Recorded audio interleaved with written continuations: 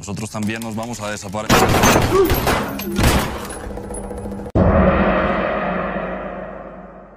Halo semua, untuk video kali ini Fast Movie akan melanjutkan episode keempat dari serial Narcos. Di episode lalu, kita bisa melihat bahwa Lara, Menteri Keadilan Kolombia, dibunuh oleh anak buah Pablo Escobar. Hal ini karena ulahnya yang berani mengungkap identitas Pablo di depan para anggota Kongres. Bagaimanakah kisah selanjutnya? Yuk kita langsung aja masuk ke alur ceritanya. Yo soy Pablo Emilio Escobar Gaviria.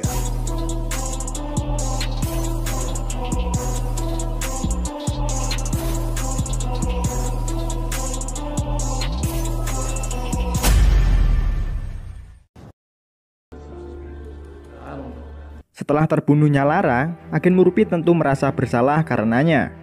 Jika saja pada waktu itu Lara mau menggunakan rompi yang ia beri, mungkin nasibnya tak akan setragis ini.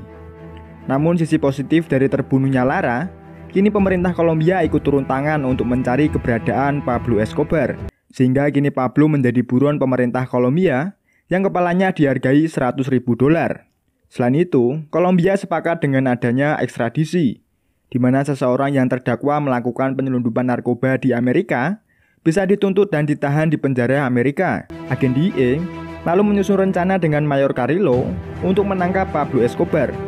Namun menurut Carrillo, menangkap Pablo tidaklah semudah yang mereka pikirkan, mengingat Pablo memiliki amunisi yang sangat besar untuk melakukan apa saja yang ia inginkan. Carrillo juga mengingatkan bahwa Pablo tak segan untuk membuat Kolombia tumpah darah. Escobar will not go lightly. He will make Colombia bleed. Di satu sisi, Pablo kembali mengatur pertemuan bersama para gembong narkoba sebagai bentuk perlawanannya terhadap pemerintah Kolombia. Ia berencana untuk bersama-sama menghentikan ekstradisi bagi para gembong narkoba Kolombia.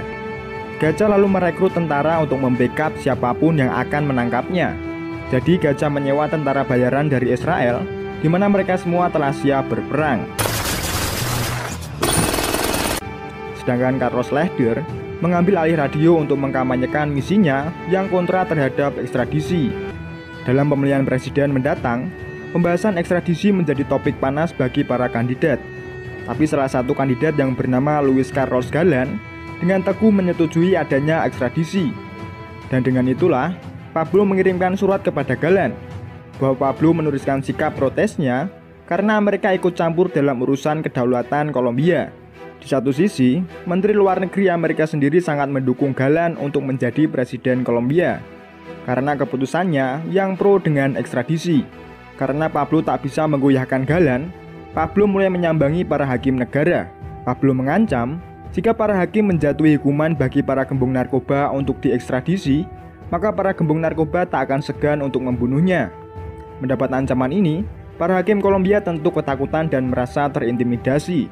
Dan untuk pertama kalinya dalam sejarah Kolombia, para hakim menggunakan topeng untuk menutupi identitasnya saat menjatuhi hukuman ekstradisi. Hingga akhirnya, ada salah satu hakim yang berani menentang keputusan Pablo. Dan yang terjadi, hakim tersebut mendapatkan jackpot dari Pablo Escobar. Setelah kejadian ini, tentu kalian akan berpikir bahwa semua orang di Kolombia akan menangkap Escobar. Namun faktanya, pemerintah Amerika yang bertugas di Kolombia sepakat untuk mengesampingkan masalah Pablo Escobar. Hal ini karena pemerintah pusat Amerika lebih memfokuskan kepada permasalahan dalam negeri, yaitu permasalahan komunis.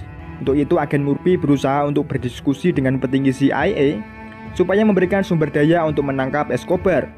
Karena menurutnya, gembong narkoba juga menjadi permasalahan penting bagi Amerika Serikat.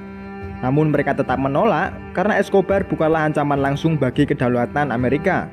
Dengan kata lain, permasalahan Escobar bukanlah tanggung jawab Amerika Serikat, melainkan permasalahan negara Kolombia. Namun agen Pena dan Murphy tak patah arang. Mereka lalu berusaha mencari sumber daya sendiri dengan menyuap kepala bagian narkotika Kolombia yang bernama Jenderal Jaramillo. Mereka menyuapnya sebesar $100.000 supaya memberinya akses melakukan operasi penangkapan Escobar. Pena lalu mengusulkan nama Mayor Carrillo sebagai pemimpin operasi tersebut. Scene kemudian berpindah, di mana kini Kani mulai akrab dengan Elisa. Sehingga sepulangnya kerja, Kani memperkenalkan Elisa kepada Murphy dan Pena. Pada saat itu, mereka belum mengetahui bahwa sebenarnya Elisa adalah anggota komunis M19. Namun meski mereka tahu, mereka tak akan melakukan apa-apa, karena fokus mereka tak lain hanyalah menangkap Pablo Escobar. Hal ini karena menangkap Pablo bukanlah urusan yang mudah, mengingat Pablo memiliki sumber daya yang sangat besar. Pablo juga memiliki 800 rumah dan villa yang dikelilingi puluhan anak buahnya yang siap mati untuknya. Jenderal Jaramillo mengatakan bahwa saat ini Pablo berada di Villa El Biscoco. Untuk itu mereka berencana untuk melakukan penyergapan ke villa tersebut. Namun lagi-lagi informan Pablo segera melaporkan penyergapan tersebut. Y ya vienen para acá. ¿Qué tan lejos están? 2 horas, patrón. Sehingga Pablo memiliki cukup waktu untuk kabur dan membakar semua dokumen penting yang bisa menjadi barang buktinya. Pablo bersama anak buahnya kemudian kabur menggunakan helikopter. Dan saat polisi itu datang, villa itu hanya tersisa tukang kebun dan pembantu rumah tangga Pablo Escobar. Dari abu sepeninggalan Escobar, agen Murphy mendapat keberuntungan. Dari barang bukti itulah, polisi bisa menangkap Blackbird, akuntan sekaligus penjaga rahasia kerajaan kokain Pablo Escobar. Dalam penangkapan itu, polisi mengamankan seluruh bukti transaksi Pablo dengan para gembong yang bekerja sama dengannya. Namun pada saat itu, Jenderal Jaramillo tak mengizinkan barang bukti itu dibawa oleh agen DEA, sehingga agen Murphy terpaksa mencuri salah satu berkas barang bukti tersebut. Berkas itu merupakan bukti transaksi narkoba atas nama Alice McPickle. Agen Pena menanyakan siapakah sebenarnya Alice McPickle ini kepada Suarez. Suarez pun mengatakan bahwa McPickle adalah seorang pilot yang mengangkut puluhan ton kokain ke Miami, Amerika. Tak seberapa lama kemudian, agen DEA bisa mengetahui identitas asli McPickle, di mana nama aslinya adalah Barry Seal, seorang mantan pilot dari CIA. Mereka lalu menangkap Barry Seal di sebuah rumah bordil yang kebetulan tempat langganan dari agen Pena. Mereka lalu membawa Barry ke suatu tempat dan mulai menginterogasinya.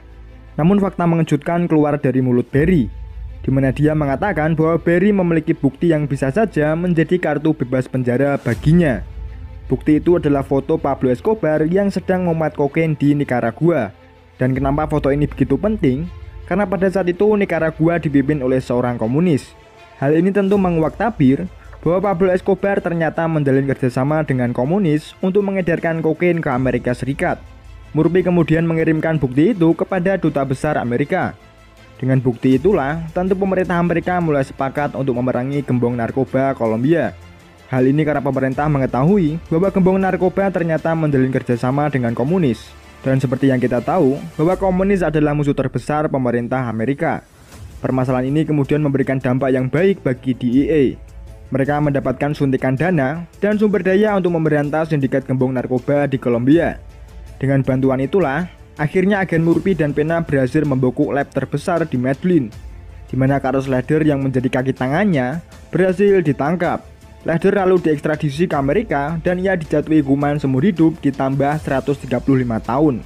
Dengan berhasilnya ekstradisi ini, tentu sangat menguntungkan bagi kandidat Luis Carlos Galán, yang mana dia anti terhadap gembong narkoba. Dan inilah yang akan memberikan momentum yang dia butuhkan untuk pencalonannya menjadi presiden Kolombia. Namun lain halnya dengan Escobar. Berhasilnya ekstradisi ini adalah mimpi buruknya. Untuk itu, Pablo mulai mendeklarasikan perang dengan pemerintah Kolombia. Pablo kemudian menemui Ivan, seorang pemimpin M19. Kedatangannya untuk menyewa pasukan M19 untuk melakukan perang terhadap konstitusi Kolombia yang pro terhadap ekstradisi. Dan tak berselang lama, Elisa mendatangi rumah Ivan. Di mana saat ia melihat Escobar di sana, Elisa tak sepaham dengan kesepakatan yang Ivan ambil. Untuk itulah Elisa menemui Kani, yang mana ia tahu bahwa suaminya adalah seorang agen DEA. Elisa lalu membeberkan bahwa saat ini Escobar tengah bekerjasama dengan pasukan M19 untuk melakukan operasi besar-besaran. Dan untuk melindungi Elisa, Kani membawanya ke apartemen agen Pena supaya ia mendapatkan jaminan keamanan. Agen Murphy setelah mendapatkan kabar ini, segera mendatangi kantor kedutaan untuk melaporkan kejadian ini. Namun hal itu sudah terlambat. Pasukan M19 yang dibiayai Escobar telah melakukan penyerangan di gedung pengadilan Kolombia. Namun militer Kolombia membalasnya dengan melakukan penyerangan, sehingga banyak korban jiwa yang berjatuhan dalam pembantaian itu.